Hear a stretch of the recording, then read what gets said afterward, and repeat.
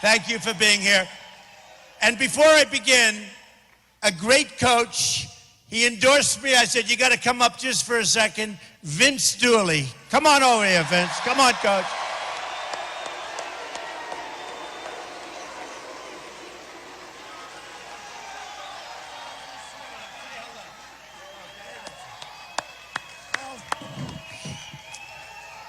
God bless America. God bless Donald. People have spoken. You're the one that's going to lead America to be great again for everybody. Thank you, Coach. Appreciate it. Thank you, Coach. A great guy. Great guy. So, the world is changing rapidly. It's a lot different. It's not a pretty picture what's going on, folks. And we're going to stop it. We're going to stop it. You know, I've been doing this since June 16th, so tomorrow, and it'll be 1 year. And I came down those escalators, and who knew this was going to happen, right? A lot of people said, oh, I don't know. Most people say, oh, he won't run, and then boom, boom, boom, one after another. And here we end up. Thank you, darling. I love you too. I love you too. I thank you. But it's been an amazing journey. It's been an amazing journey. And it's been incredible because I've really gotten to know the people of our country, and they are incredible, incredible people. They are unbelievable people. And they want to see us making great trade deals, and they want to see us strong at the borders because otherwise we don't have a country. And they want to see people come in that really want to be here, and they want to love us, and they don't want to do harm or hurt us. They want to see that. And if they don't see that, they're not happy. And there are a lot of people right now that are not happy. And we're not going to take it any longer.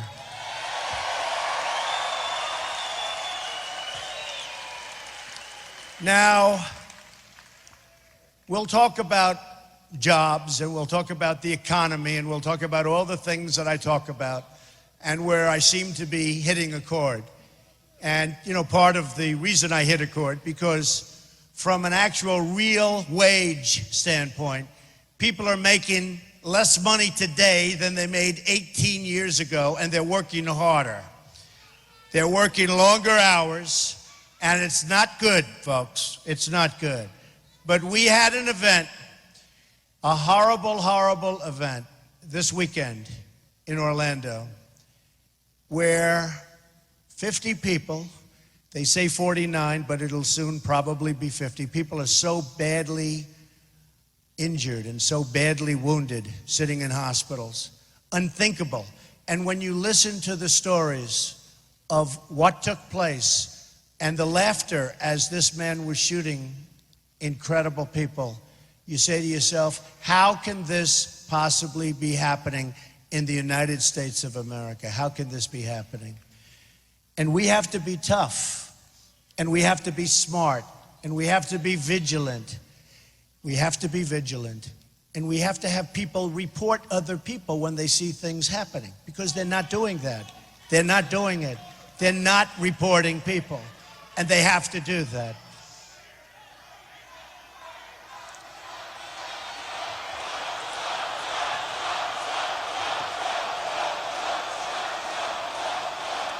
It's all right. That's okay. And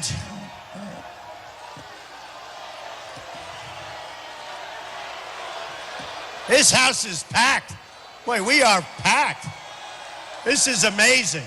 Yeah, you could get him out, or if he wants, he can stay. I don't care. I don't care. I don't care. So look, we have to be strong and we have to be smart. We can't let these things happen anymore, right? Do you agree with me, protester? You agree? Or do you think it's easy to be weak and ineffective like we are right now? Do you think that's okay? I don't think it's okay. I don't think it's okay. So we have a situation, and I say this, and I'm going to read it. I'm on the other side. I think she finally won, by the way. I think she finally won. Crooked Hillary. Crooked Hillary, ladies and gentlemen. She's as crooked as they come. As crooked as they come. So you have Hillary. I think Bernie is now out of it, right? Is he finally out? Is he gone? Boy. So I was criticized in the newspapers because I've had a staff of 73 people at their top, and I won in a landslide. She has a staff, they say, of 873 people, and she goes on and on and on. And the paper said, she has many more people than Trump. She has many, and I'm saying to myself, wait a minute, they're making it sound like that's bad for me. Isn't it great when you can win with a much smaller group of people? Isn't that what we want? And much less expense? I've spent a fraction of what she spent winning. It's like when I went to, so many places, every state. I won so many of the states, and I have such great experience, including Georgia. Boy, did we win Georgia. We won in a landslide, Georgia. And I hear we're looking like we're going to win it big in November. We have to. We're going to win it big. That's what it's looking. But I went to New Hampshire, and there's something special about New Hampshire because that was where we had our first victory, first of many. And the people were amazing. But I went to New Hampshire, and I went in there, and I got to know the people, and I saw what was happening, and I spent a tiny fraction of what the favored candidate was spending. I won't say who the favored candidate was. But I spent just a little bit, and I won New Hampshire in a landslide, and I won other states in a landslide, and and by the way, I spent my own money. I was spending my money. I didn't raise money. I spent my money. I didn't have people giving me millions and millions of dollars from Wall Street. But you know what? I won New Hampshire in a landslide. I said to myself, nobody covers it. They said, well, Trump did it on the cheap. I didn't do it. I'm like, we're intelligent people. Wouldn't it be great if we had somebody like that running our country? Wouldn't that be great? Wouldn't it be great? So now they're saying she has built a massive team. She's got almost 900 people. She's spending money. And Trump has 73 people. But you know, we're doing very well. Watch what the end result is. Watch what the end result is. And when you look at the phony poll numbers that I'm seeing, take a look at the poll numbers from right after this horrendous and horrible and something we have to stop fast attack. Take a look over the last couple of days, because I'll tell you, people are tired. They want to have strength. They want to have intelligence. They don't want to make an Iran deal, the Iran deal where we give them $150 billion. We get nothing. We get nothing. They don't want to have trade deals where China has got a trade deficit, we do with China, of $505 billion a year. Where we have trade deficits, massive trade deficits with Mexico, with Japan, with Vietnam, with India, with everybody, folks, with everybody. I mean, practically every country in the world, when they do business with the United States, it's called, let's rip them off. It's like we're all the big, bad dummies. Those days are over if I win. Those days are over. They're over. Now, I have to talk about this for just a little while because of the horrible situation that we all just saw and saw so vividly. But we have to talk about it, and then we're going to get on to other things, but it's so important because I've been talking about it for a long time. And I've been saying it's going to happen. And I hate to say it again, but it's going to happen again and again and again because we're not doing what we have to be doing. It's going to happen again and again and again. And we are not doing what we're supposed to be doing. We are taking in thousands of people into our country. We have no idea where they come from. We have no idea who the hell they are. We know they believe in certain things that we don't want to believe in. You know, I said the other day, and I said it very strongly, I have great respect for women. If you look at what Hillary Clinton has done, I have tremendous respect. If you look at what Hillary Clinton has done with women, number one, from certain countries, her foundation has taken millions, tens of millions of dollars from countries that want to enslave women, want to enslave women. As far as the gay community, they kill gays, and she's taking money in. And now she wants to allow them to come into our country pretty much unvetted, because every law enforcement person that I've spoken to and that you watch and that you read is saying it's very hard, if not impossible, to check out people. There's just no papers. There are no papers. And yet you see this great migration, which is a horrible thing to watch. And by the way, I have a heart as big as anybody else. We have to build safe zones over there, and we have to take care of people. Let's build safe zones, but build them over there. Build them in Syria. Build them in places over there.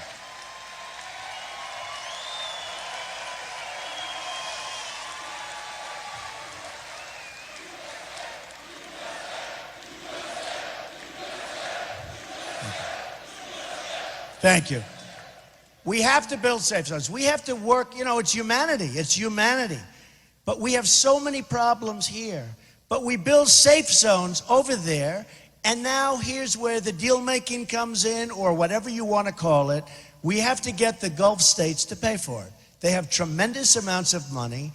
They're not doing much, and it's their territory, and we have to get them to pay for it. We have to get them to pay for it. We owe $19 trillion right now. We owe $19 trillion right now. We have Hillary wants to bring people in, spend billions and billions of dollars on bringing people in. As to whether they assimilate or not, you make the decision. But assimilation has not been exactly a positive factor. So she wants to spend all of this money, and her increase on bringing these people in is 550% more than Obama, who doesn't have a clue. He doesn't know what he's doing, okay? He doesn't know what he's doing. Very sad. It's very sad. So when you look at Sharia, and you look at the beliefs of Sharia, and it's called execution for things that you would say are like standard parts of life, what they do to people. And we have people coming in, and do not kid yourself, that's what they believe, that's what they want, that's what they practice, and we're taking these people in. So I will tell you, the LGBT community, the gay community, the lesbian community, they are so much in favor of what I've been saying over the last 3 or 4 days. A friend of mine called up.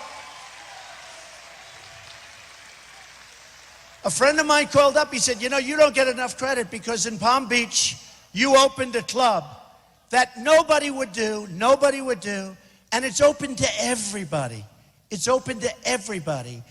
And a person, a member of the club, great guy, who's gay, wrote this magnificent letter saying what Donald Trump did, nobody else would do. And we are getting a tremendous, thank you. We are getting a tremendous amount of credit because over the last 3 days, people are realizing,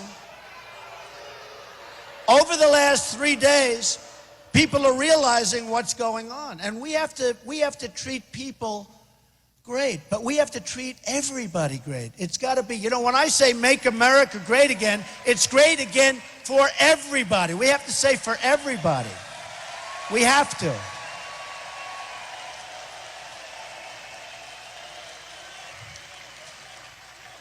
Thank you. And you know, we have a simple theme.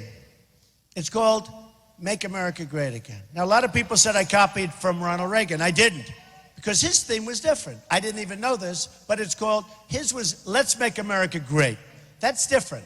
We are Make America Great Again, but we're adding to it, because we really have to add, and I'm adding, as we go along, as we get older and wiser, make America great again, make America safe again, and let it include everybody, because that's what we have to do. We want it to include everybody, okay? We want it to include everybody. And we have to stop, on a temporary basis, at least, but we have to stop people from pouring into our country. We have to stop it. Until we find out what the hell is going on.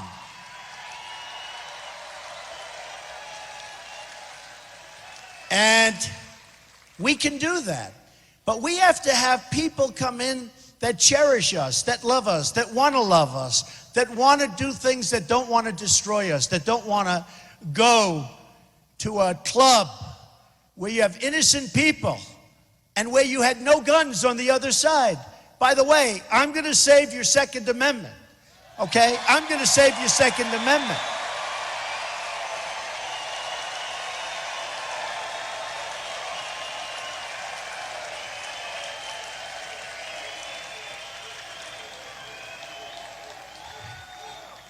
If some of those great people that were in that club that night had guns strapped to their waist or strapped to their ankle, and if the bullets were going in the other direction, aimed at this guy who was just open target practice, you would have had a situation, folks, which would have been always horrible, but nothing like the carnage that we all as a people suffered this weekend.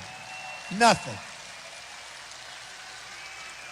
And a lot of people aren't realizing this. You know, you take a look at Paris. Paris has, they say, the toughest gun laws in the world. France, generally speaking, the toughest in the world. And these thugs walked in. They used to call them the press masterminds. I said, you can't call them masterminds. That's why the young kids are joining. They're joining ISIS. They want to be a mastermind. But thugs, these thugs, I call them the guy with the dirty white cap. The thugs walked in to different places, boom, boom, boom, boom, boom. There was nobody with gun, nobody on the other side. There was nobody could do anything. And they got killed, 130 people killed, viciously killed, hundreds still in the hospital with the most horrible injuries. And now we have the same thing in Orlando. And then last night you had a police officer and his wife were killed the same way. And he put it over Facebook. The killer put it on Facebook. Same kind of a thing. And it's happening all over. And it's getting worse. And it's going to continue to get worse until they respect us, folks. They've got to respect us. They have no respect for us whatsoever.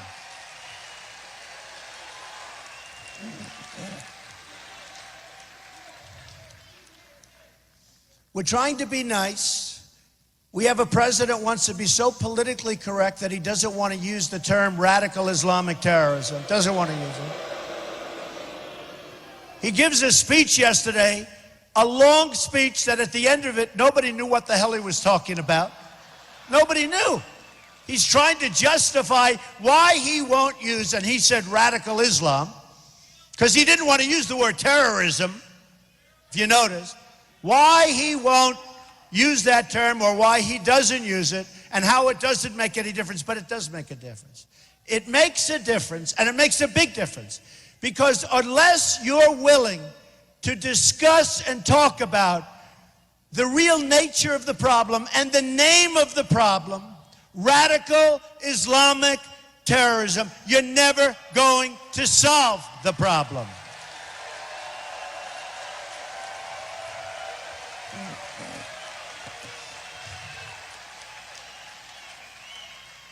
And then crooked Hillary Clinton gets up the other day, and she wouldn't use the term. She wouldn't use it. But I was hitting her hard on it, very hard. And finally she gets up, And she said, I would use it. She, and by the way, the press didn't report this.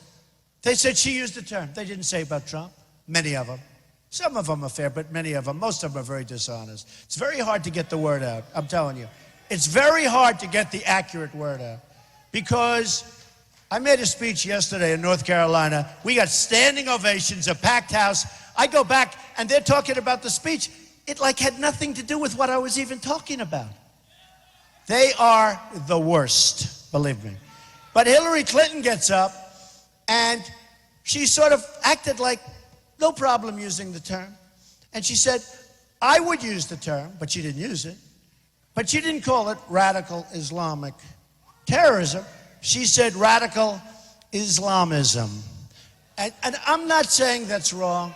Let's see how much she uses it. You know, she'll basically do whatever Obama wants her to do. You understand why, because that whole thing is just ridiculous what's going on there. That's just ridiculous. How that can happen in our country today is absolutely one of the great insults to law enforcement. And let's see what happens. But she's being totally protected. She's being 100% protected. Now, maybe we'll all be surprised. And maybe our laws will work the way they're supposed to work. But you know what, folks? I think if something was going to happen on the crimes that have been committed, I would have assumed it would have happened already, don't you think? Don't you think? So let's see what happens. But when you get right down and you look at it, we have got to be respected. We don't have to be liked so much. We have to be respected. I don't want to be feared. You could take it another step. Fear, it's not fear. We have to be respected. We're not respected by these people. They come into our country, they want to take it over. Now, look at what's happening in Germany. A catastrophe. I have friends from Germany that for 20 years have been telling me how great Germany is, what a great place to live. Some of these people are leaving the country now. They're leaving. Their crime rate is through the roof. Things are happening that are horrendous. And you see what's happening to women. You see what's happening all over Germany now. It was a horrific mistake. It was a terrible mistake. Now, they'll say it wasn't, it's wonderful. You build, as I said, and if Germany had it to do again, I don't think that she would ever admit it. And let's see how she does in the next election, assuming there's going to be an election and she's going to run. But if Germany had it to do again, I'm sure they would have put up billions of dollars to do just as I said. Safe zones in Syria, make them nice. Anything's cheaper and anything's better than what's going on now in Germany and other countries.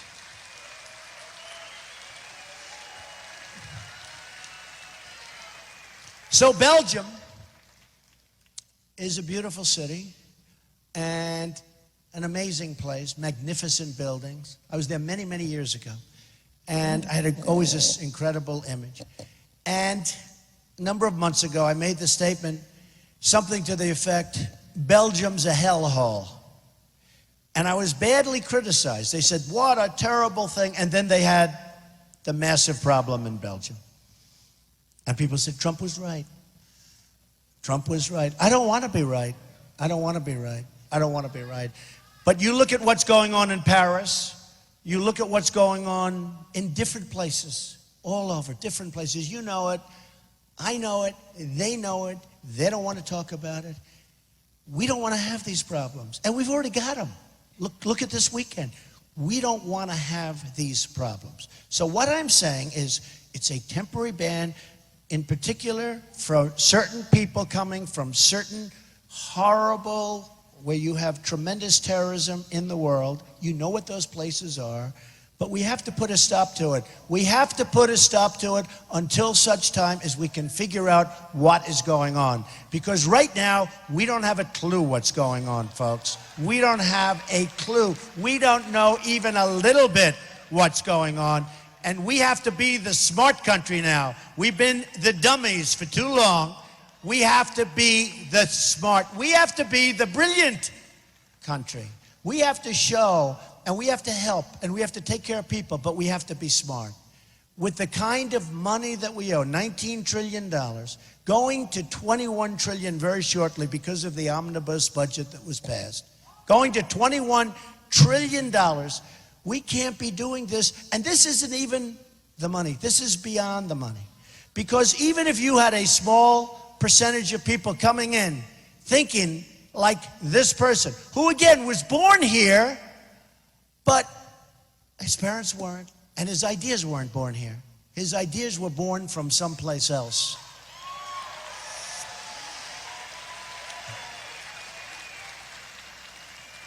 And in speaking to numerous governors over the last few days, really a great group of people, and in speaking to them, they really are beside themselves because they say people are being put in our states and they have absolutely nothing to say about it.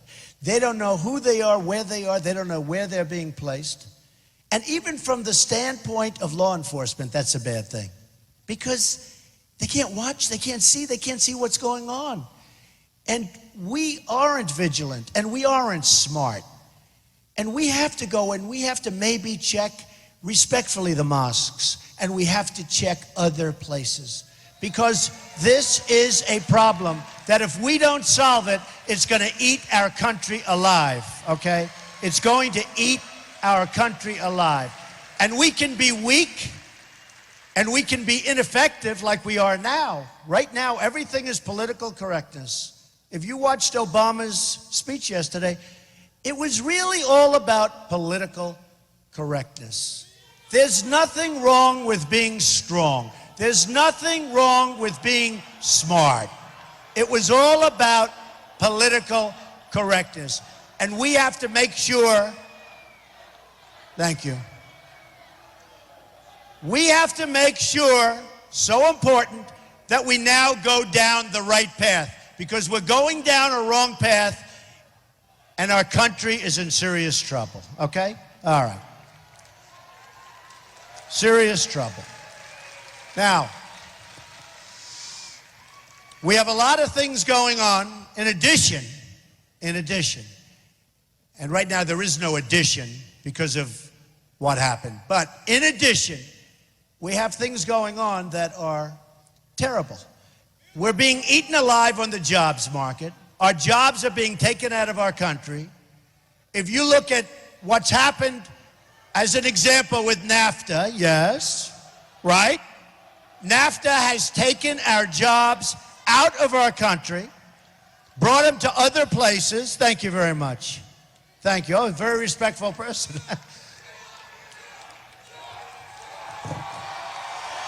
Thank you. Thank you. Thank you.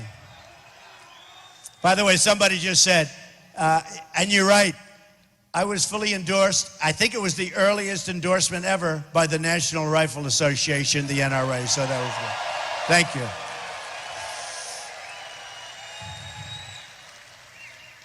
So when I started on June 16th, almost 1 year ago,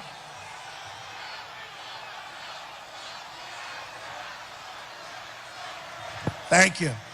I always say, be nice to our protester.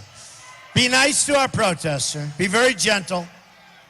Be very, very gentle.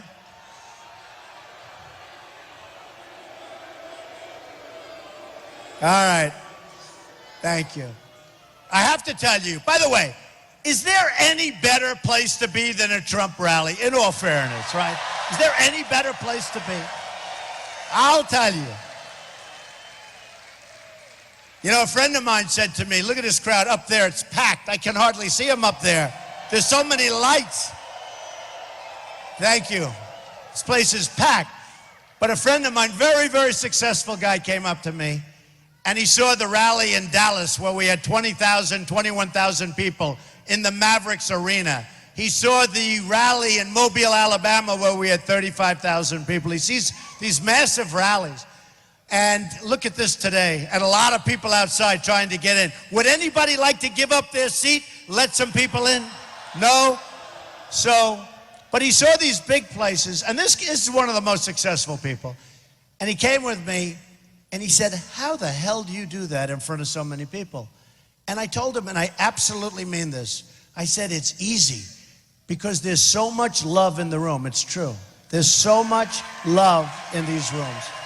It's incredible.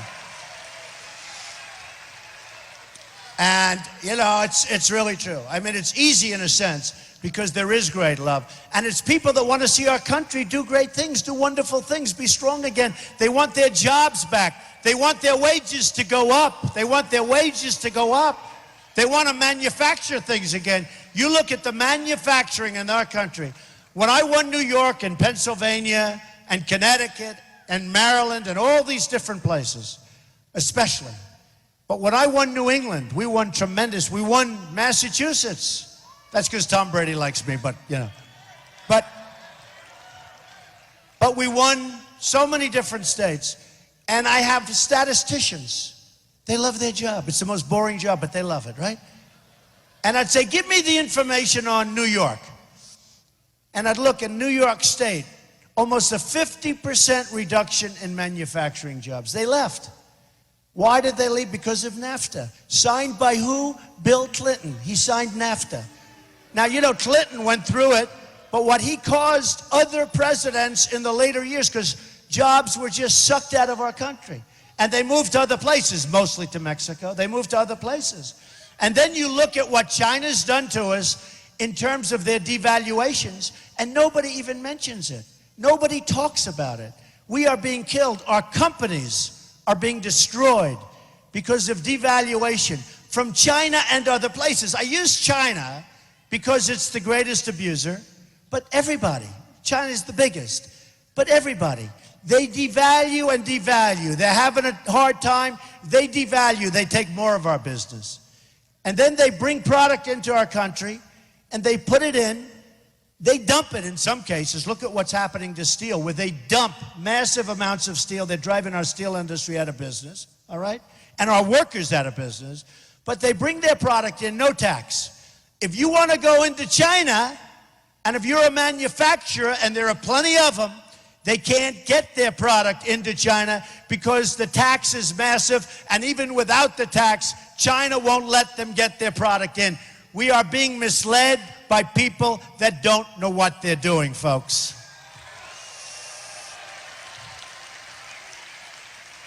Now, a lot of the Republicans, a lot of the conservatives, you know, when I was in the start of the race, they sort of gave that one up.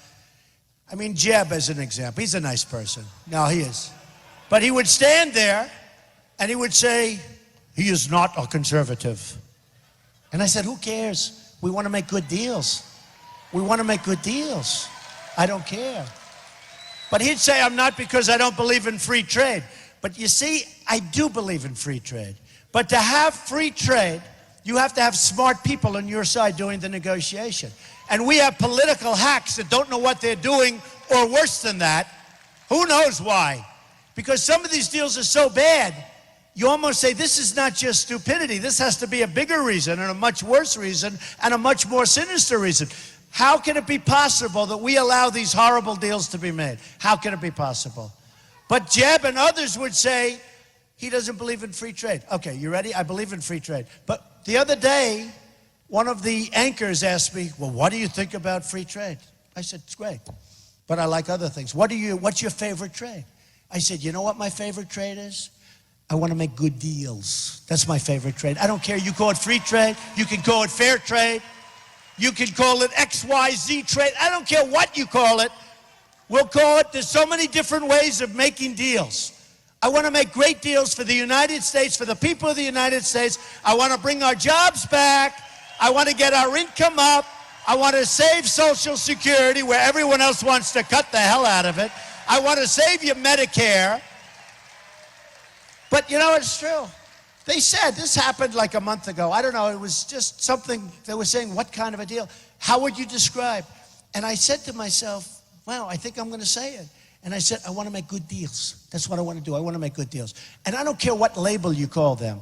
But we are making the worst deals. We are having the blood sucked out of our country. You know, I give this expression, and I told this story a couple of times, which I find interesting. Who the hell knows, if you will, but I'll give it to you anyway. Should I tell it? And he's probably watching. But a friend of mine is very tough. He's a very tough guy, a good guy, got a good heart. But he's a very tough man. And he was diagnosed with a terminal illness, totally. He was going to last for a month. And that was like over a year ago. But he was going to last for a month. But he's tough as hell. And he didn't believe it. And he said, I'm going to beat it. I'm going to beat it. And what happened is he kept fighting and kept fighting. And that was, boy, it's been a long time, but he was supposed to be around for 3 or 4 weeks. And he's around now, and it's been way more than a year. And I'll call every couple of days, how you doing? I'm doing good. I'm doing good. I'm doing good, Donald. I'm telling you, I'm doing really good. And I said to myself, it's amazing how strong, right? Some people. And I said to myself, it's a little bit like our country. We're having the blood sucked out of us. We're having horrible things happen where we're allowing people into our country that don't deserve to be in our country, and bad things are going to be happening. And I know people are going to criticize me. They're going to say, oh, what a horrible thing that is. What a horrible thing. And in a year or 2 or 3 from now, they'll say, you know, Trump was right, but he's right now building buildings someplace. Okay? I'll be right. I don't want to be right. Boy, I don't want to be right. But it reminded me of that. It reminded me of all these horrible trade deals where a China can suck out billions of dollars. They can do whatever they want to their currency. They can manipulate their currency to the point where it's impossible for us to compete with them, our companies. I mean, you take a look. We don't make televisions anymore. We don't make so many things anymore. We don't make them. You look at other countries. You look at South Korea. I like South Korea. You look at these countries. You look at Japan. You look at all of this. Look at Saudi Arabia. We protect Saudi Arabia. We protect them. They pay us peanuts. They wouldn't be there. They pay us peanuts. We have military bases where we actually pay rent. We're paying rent. We're paying rent to protect other people. We're paying rent. Okay, think of it. Just think of it. Go home and think about it. But listen. So we have Japan, and it's so sad. And by the way, just to finish up, my friend, it's amazing that our country can continue to survive. But you know, eventually, it's not going to survive, just so you understand. Eventually, it's not. This guy is an amazing guy. Our country is an amazing country. It's amazing that our country can be abused so badly and not survive. It's just amazing and continue to survive. But it's not going to continue to survive like this. It can't. It's impossible. It's impossible. And by the way, before we even get on to the other subject that I want to discuss, judges, Supreme Court judges. We talk about survival of a country. And immediately when I started talking about the survival of the country, I said to myself, well, let's mention it now, whether it's an appropriate location or not. Supreme Court justices. We lost a great one in Judge Scalia. We have to replace Judge Scalia with a conservative, great judge. It could be that the next president will have 3 choices, and could be 4, and it could even be 5, record-setting stuff, just by the way it's looking. I mean, who would have thought Scalia would be gone? That was supposed to be for years, 10 years left, 12 years left, 14, 15 years left, and gone, boom. It could be the next president's going to have 5 judges, probably 3, could very well be 4, could even be 5, though. If Hillary gets in, or whoever it is, because I can't believe she's going to be allowed to run, to be honest with you. But if Hillary gets in, you will have a Supreme Court that will destroy our country as we know it. Just remember that. It will destroy. We will have Venezuela. You see what's happening in Venezuela. We're getting fairly close to that anyway. But we will have Venezuela. We will have something that you won't even recognize. So some people love me. I mean, my problem is they love me or they hate me. They either love me or they hate me.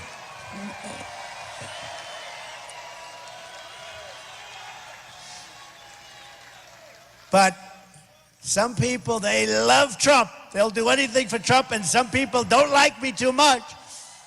But I'll tell you what, just remember Supreme Court judges, because it's one of the, I always say defense, most important always defense, borders, defense. But Supreme Court judges, is so important. No, don't worry about it. We're going to build the wall. Don't even think about it. Don't even think about it.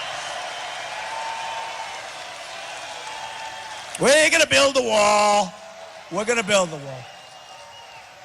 And by the way, a few weeks ago, I got endorsed by 16,500 Border Patrol agents. They've never endorsed a presidential candidate before. And I said to them, how important is the wall? I want to be sure. You know, the White House, by the way, did you see in the White House? They're approving a major increase in the size of their so-called wall. Yeah, get them out of here. Get them out of here, folks. Hey, by the way, how great are our police? Are we lucky? How great are our police? Who do not get enough credit, folks. They do not get enough credit. All right, officer, thank you very much. So the White House, they're building a much higher fence, wall, whatever you want to call it, because they don't want people coming in. So, you know, you can't have it all these different ways. And I hate to say it, but if you look back into history a long time ago, look at what Hillary wanted to build. It was a wall or a fence or it was something. I don't think she ever knew because I'm not sure she really understands the difference too much. But she wanted something built. And you know, they were actually going to build it. And you know why they couldn't build it? Because they couldn't get their environmental impact statements approved. Can you believe it? There was probably a toad or a snail or a snake, maybe a rattlesnake in the way. And it's true, they could not get their environmental impact statements approved. And I've had so many approved for jobs, but they couldn't get it approved.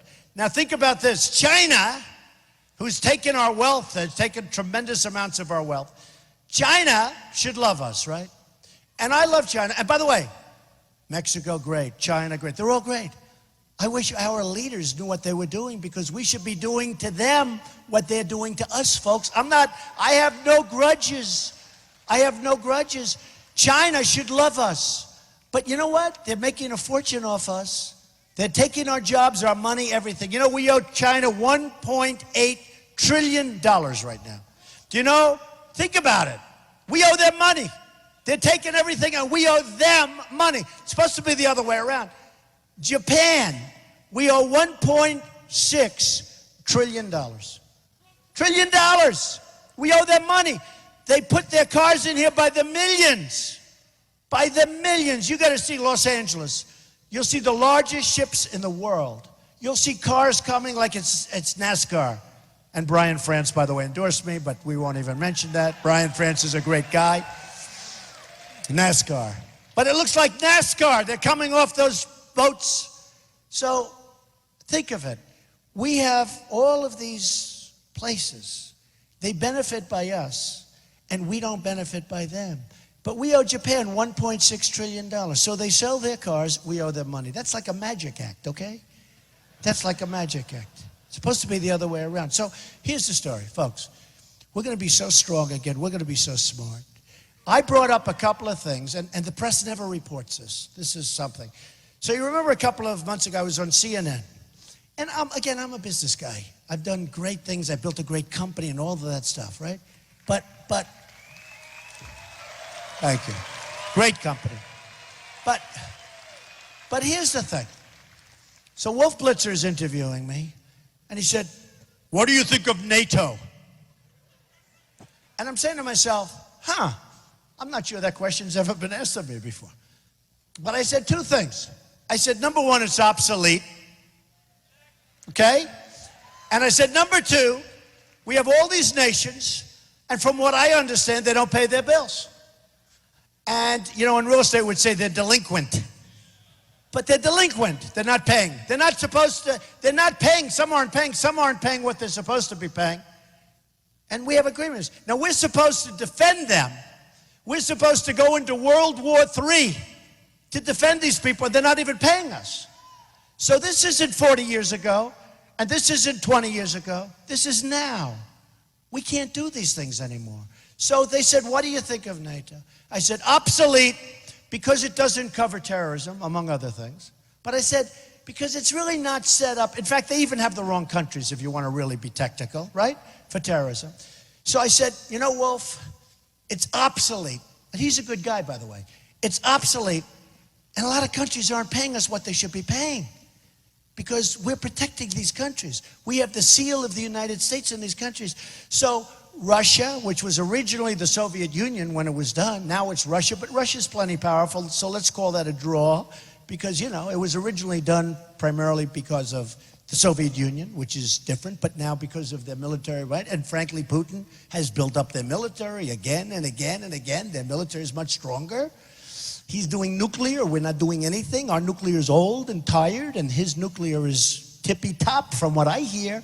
Better be careful, folks, okay? You better be careful. So what I said is this. I got killed by the press. Oh, Trump said NATO's obsolete. And Hillary said, Trump wants to get rid of NATO. I don't want to get rid of NATO. That's what I mean. I say something like that, and it was totally misinterpreted by the press, purposely. So I said very simply, it's obsolete because it doesn't cover terrorism, and people aren't paying up, okay? Fairly good statement. And it turned out that just about everybody other than 5 countries, and probably those 5 maybe are also not paying up like they're supposed to. And we're losing a fortune. We're spending a fortune on NATO. So I said this. Now, it was met with unbelievable anguish and lies and horror. I said, man, am I getting killed on NATO? And then about 3 or 4 days later, people that really study it closely, the real experts, said, you know, Trump is right. You know, he's right.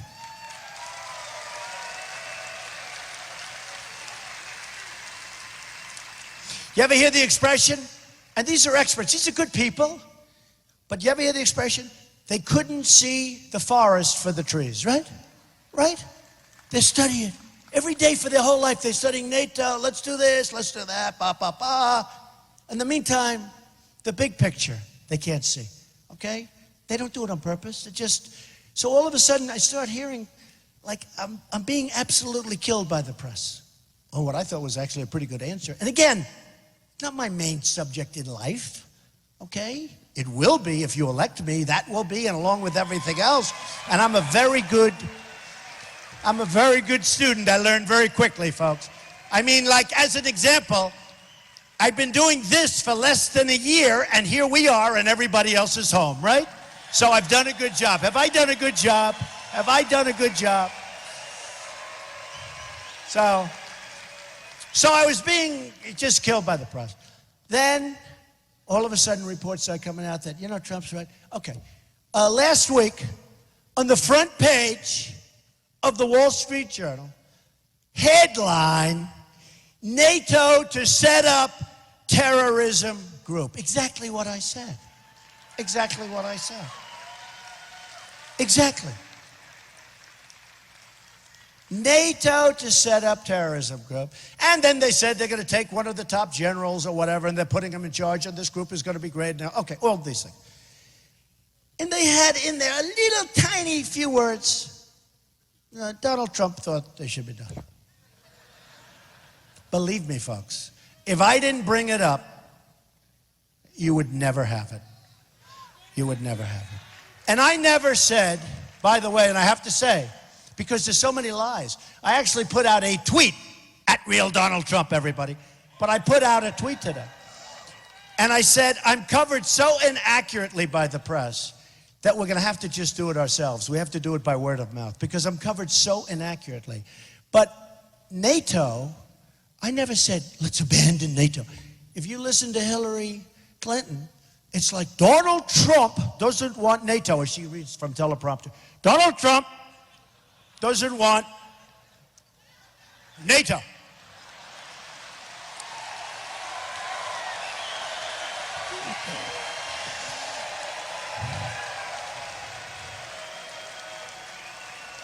And then the press goes, oh, that was such a great speech. He was so great. In fact, when she got off on one of them, I said, boy, she did a poor job. Then I turned on the television. Oh, she was great. She's got her voice. She's got her voice back finally. Oh, it's so great. I say, what's going on here? But she reads off. She uses a lot. I like using them on occasion too, by the way. It's not so bad. Actually, I've been given good reviews when I use crazy teleprompters. Can you believe it? But I like this much better. Don't we like this much better? I like this one. So, Hillary Clinton goes around saying, I want to get rid of NATO. Then she goes around saying, Donald Trump wants Japan to go nuclear. I don't want Japan. I don't want him to go nuclear, folks. There's nobody that understands the horror of nuclear better than me. And I'm all okay with an Iran deal, but not the deal they made. It's a horrible deal. And by the way, a horrible, horrible, horrible deal for Israel. Okay? Horrible. The Iran deal that the United States made by people that are incompetent is a horrible deal for Israel and for us, but a horrible deal for Israel. So I don't want Japan to go nuclear. But a lot of people didn't know, and if I wasn't running, you'd never know. We take care of the military needs of Japan. Did you know that? Did everyone know that? I mean, before I started talking about it 2 weeks ago. I mean, nobody knew that. A lot of people didn't know about it. We take care of the military needs of Germany. We take care of the military needs of South Korea, that we know pretty much, a lot of it. We take care of the military needs, a lot of it, pretty much all of it, of Saudi Arabia. Now, Saudi Arabia, think of this. I have a lot of friends in Saudi Arabia. Look, Saudi Arabia, don't forget, these are the people that gave many, many millions of dollars to the Clinton Foundation. I wonder why we take care of them. Wonder. And for the women out there, ask the people of Saudi Arabia what they think of women. And for the gays out there, ask the gays and ask the people. Ask the gays what they think and what they do in not only Saudi Arabia, in many of these countries with the gay community. Just ask. And then you tell me, who's your friend, Donald Trump or Hillary? You tell me. You tell me. Now, Saudi Arabia, remember this, was making $1 billion a day before the oil went down. Now they're making a lot. We defend them. We defend them. Every time somebody maybe makes a threat, there go the ships, there go the planes, there goes everything. You know, every time you turn on one of those aircraft carriers, it costs you probably $1 million. I'd say, don't turn it on. The captain would say, we want to show you how great these engines are working. No, I don't want to hear it, just don't. But every time this happens, is that a protest? He's very late to the game. Is he friend or foe? I don't even know. Friend or foe? Oh, he's foe? Get him the hell out.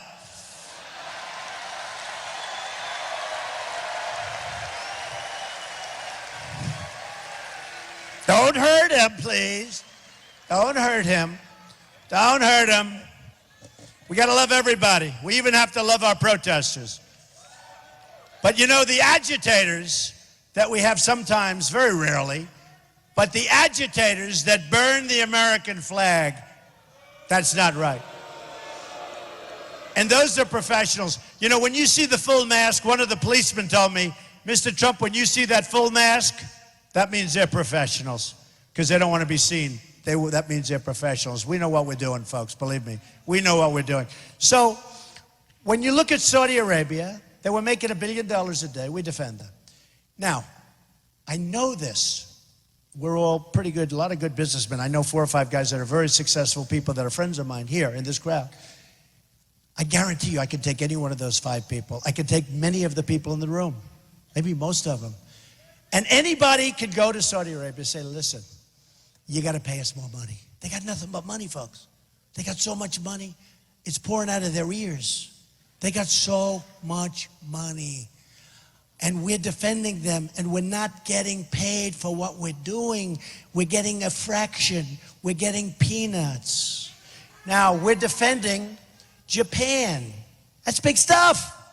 And we have a treaty with Japan that if Japan gets attacked, we have to come to their aid, probably start World War III. If we get attacked, Japan doesn't have to do anything. They can watch them on Sony television, right? Right? That's the way it is. That's the way we negotiate, folks. Those days are over. Those days are over.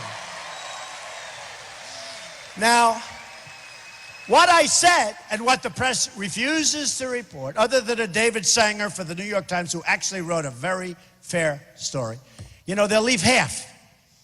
And remember this, when you negotiate, you always have to be prepared to walk away. Now, Hillary Clinton, just to show you what a rank amateur she is, Donald Trump wants to walk away. He wants Japan to go nuclear. I would never walk away, she said. Okay. Once she says that, you can't negotiate a good deal, folks. You can't negotiate a good deal. In other words, she has now told Japan that we're not going to walk away. You have to be prepared. And it's possible that we will walk away. It's possible. I don't think so, because I think they'll come up to the plate. I think they'll come up to the plate. But when you let people know that you're not walking away, you'll always be, how would you like to be in that position? Where she's criticizing me for potentially walking away in order to make a great deal for you, not for me, for you. And now she has to go there, let's say, hopefully that's not going to happen, and she wants to get billions and billions and billions of dollars of extra money for the United States where we need it. She can't do it because she's told that.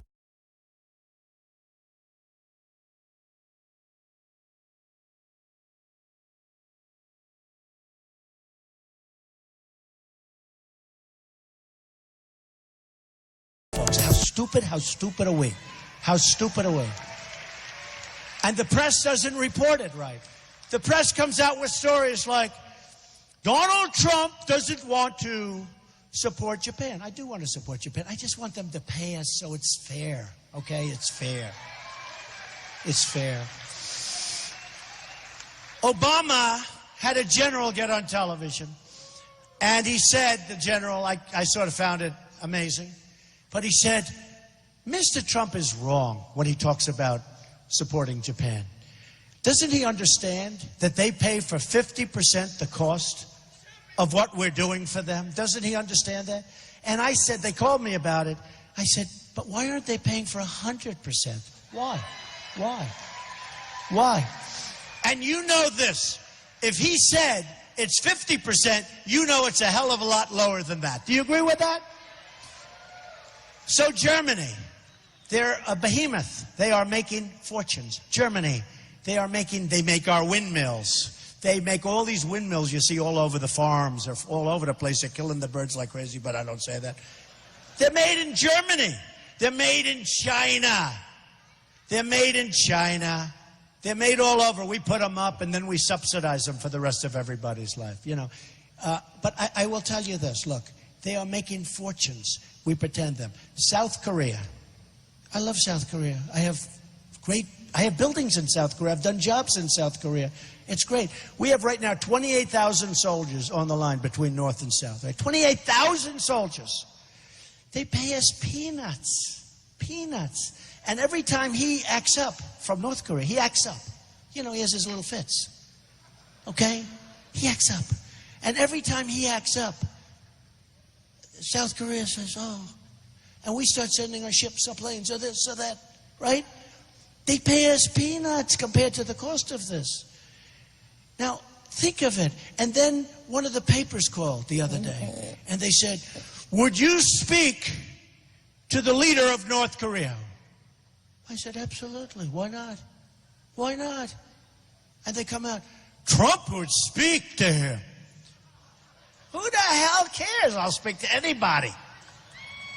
Who knows?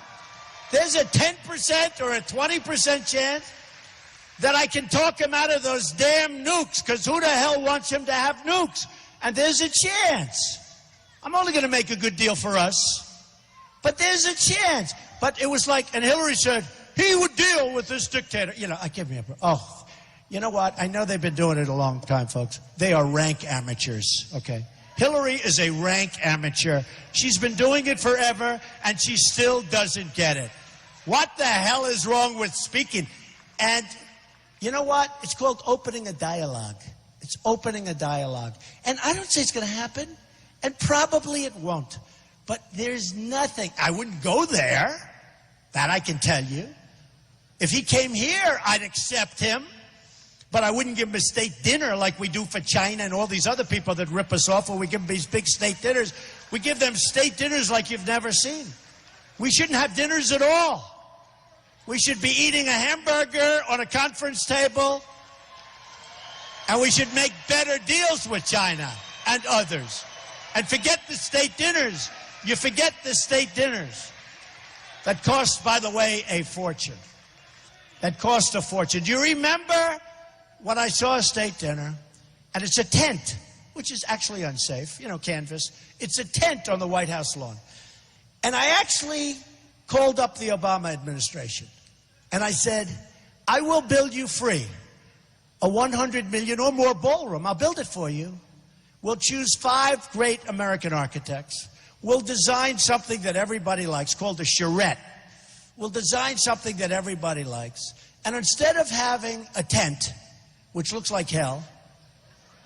No, I mean, a tent is, can you imagine the guy that owns that tent company? Do you think he's making a couple of bucks, assuming they probably use him? They probably have somebody, probably retires after he does one event. But instead of having a tent on the White House lawn, I will build you in the least conspicuous place. You know, it is the White House, right? We will build a great grand ballroom, and I will pay for 100% the cost. And you know what happened? I spoke to a very important man in the administration. He knows who it is. He's actually already said I spoke to him. Not a bad man either, David Axelrod. I spoke to him. I said, David, I'll build the ballroom. I'll put up all the money. We'll take 5 great architects, all from America. A little appropriate, right? You know. And I'll build a great ballroom. Bigger than your tent. So beautiful. It'll go so beautifully with the White House. It'll be great. I never heard back. Now, if I was at the White House, I'd say, let's talk a little more. Come on, let's go. But we don't do that because for some reason we just don't have that. It's just something, there's something wrong. There's something missing. There's something. Now, in our greatness, many years ago, they would have called. They wouldn't have called. It was before the phone. But they would have had that built. They would have said, this sucker wants to give us a free ballroom. Let's take it. So anyway, just a little story. I have so many little stories. I should write. I think I'll have to write another book. Do you think? But when you look at the kind of numbers we're talking about for the military. Now, let's assume I got Saudi Arabia to pay us fair. I don't want a lot. I want fair. Let's assume I got Germany and Japan to pay us fair. And again, Hillary can't do it because she said, you know, we would never leave our partners, our allies, or this or that. So these Japanese guys are sitting back there saying, do you believe this? So when you walk in, we would like you to pay a little more. Absolutely not. When I walk in, what do you want? What do you want? You know, and I have to tell you, this was said by a great man, very famous man. And he called me. And he said, Donald, I have to tell you, I thought you were totally wrong in your level of toughness with foreign countries. I thought you were wrong 5, 6, 7 months ago. I've been watching what's going on, and I totally thought you were wrong. And you were 100% right. These countries are calling me saying, what do we have to do to make Trump happy? What do we have to do? How much will it cost? What do we have to do? We don't like this. If he wins, what do we have to do to make Trump happy?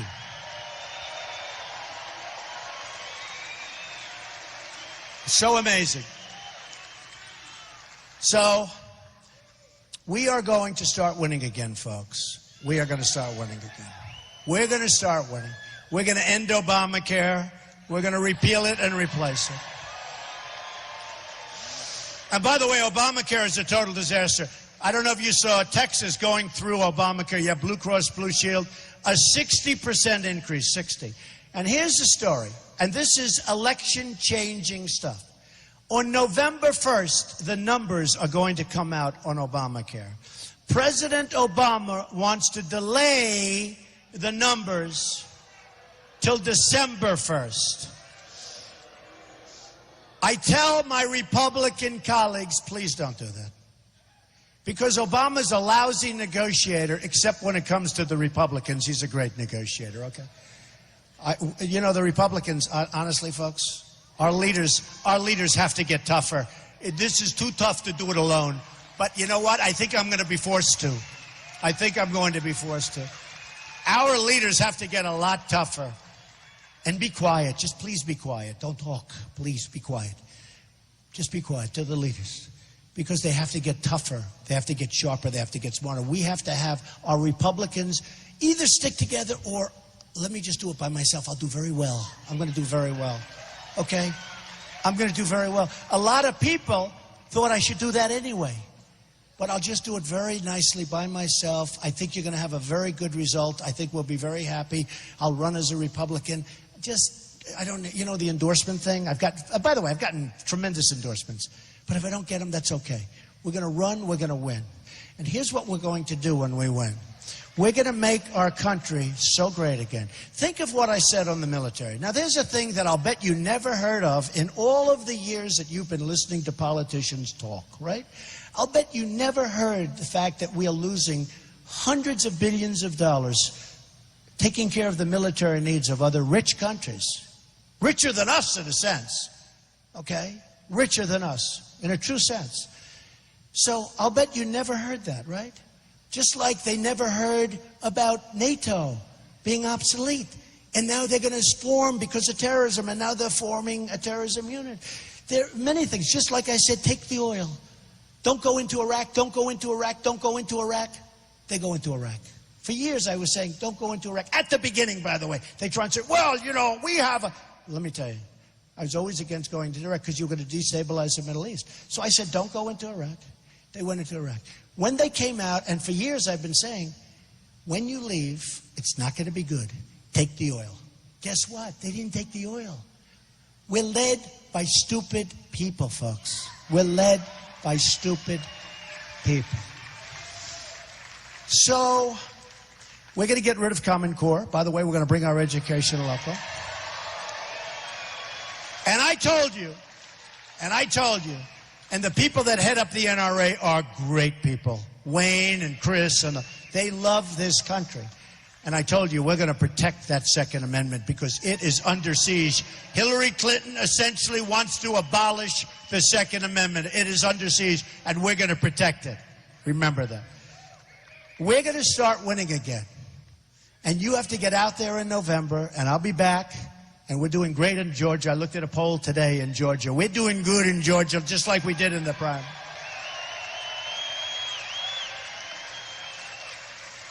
And Herschel Walker endorsed me also. I love Herschel. We love Herschel. He was tough. Remember Herschel Walker running? Boy, I tell you what, that was not an easy one to bring down, was it, folks? I think we could use another Herschel on the team. But we're going to start winning again. We're going to be winners instead of losers, because all we do is lose. We lose on trade. We lose with the military. We can't beat ISIS. We lose at every level. We're going to start winning again, folks. We are going to make America great again. We are going to make America safe again. We're going to include everybody with us. We're going to bring everybody with us. But we're going to win with the military. We're going to win with trade. We're going to win on the borders. We're going to win with education, where we're ranked so poorly. We're going to win with our Second Amendment. We're going to win with health care. We're going to have a great plan that's far less expensive. A great plan. We're going to win so much that you're going to say, Mr. President, we can't take it anymore. We're not used to it. We're winning too much, Mr. President.